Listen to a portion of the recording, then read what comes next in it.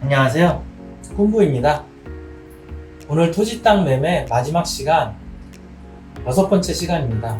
제 블로그에 있는 내용을 바탕으로 말씀드립니다. 토지 임야 대장. 토지 대장은 지적 공부의 일종으로 토지 사실상의 상황을 명확하게 하기 위해 만들어진 장부입니다. 토지 소재는 토지가 어느 지역에 있는지를 나타냅니다. 지번은 토지 번지수를 나타내고요. 지목은 토지의 쓰임새를 나타내는 곳으로 28개의 지목 중에 하나입니다. 면적은 토지 면적을 나타내주죠. 사유는 토지 지목이나 면적이 바뀌거나 변경된 경우 그 이유와 바뀐 날짜를 알려줍니다. 변동일자는 토지의 소유주가 바뀐 날을 알려주는 곳이에요. 변동 원인은 토지의 소유자가 바뀐 원인을 알려줍니다. 매매든 증여든 상속이든. 주소는 토지 소유자의 주소를 나타내고요. 성명 또는 명칭은 토지 소유자의 이름과 주민번호를 나타내요. 만약에 법인이면 법인명과 법인 등록번호가 나옵니다. 개별 공시지가는 해당 토지 연도별 개별 공시지가를 나타내요. 토지 소유자가 1인 이상인 경우 공동 소유자가 있는 경우에는 공유자들에 관한 내용이 담긴 공유지 연명부가 있습니다. 이 공유지 연명부에 나타나는 항목들에는 토지 대장에 나오는 소유자에 관한 모든 사항이 같이 나온다고 보시면 돼요. 다르게 살펴볼 사항은 소유권 지분이 얼마씩 나눠져 있는지 확인하는 것입니다.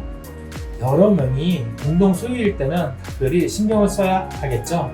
지적도입니다. 지적도는 땅의 모양과 경계, 도로 등을 나타냅니다.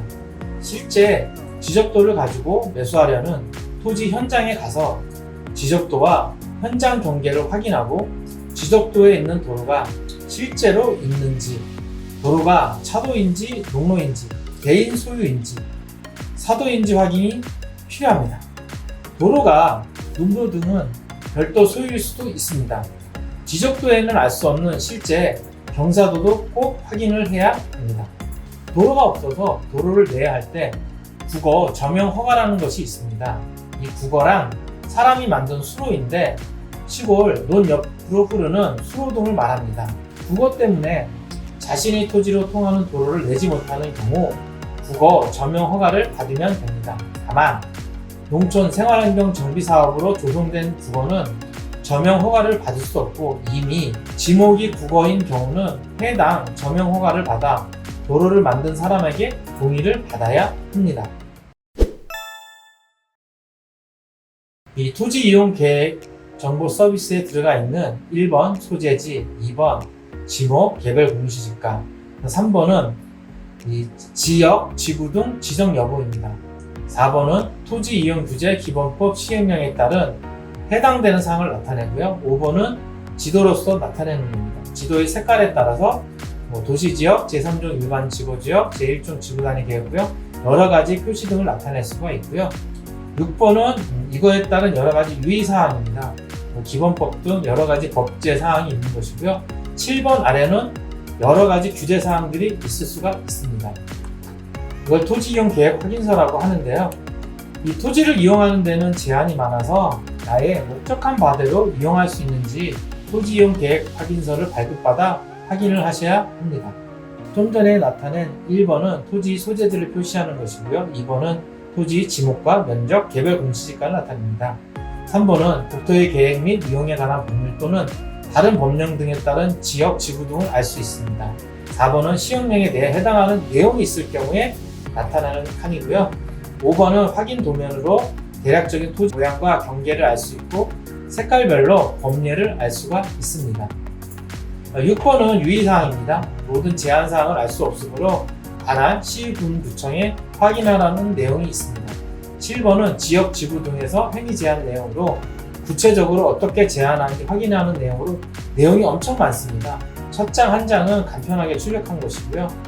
특히 도심 같은 경우는 행위 제한 내용이 많아요.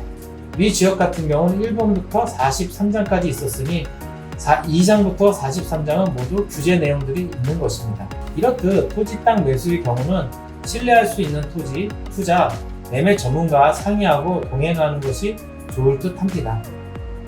현장 답사를 갈 때는 최대한 편안한 복장으로 운동화나 등산화 등을 신고 가는 것이 좋습니다.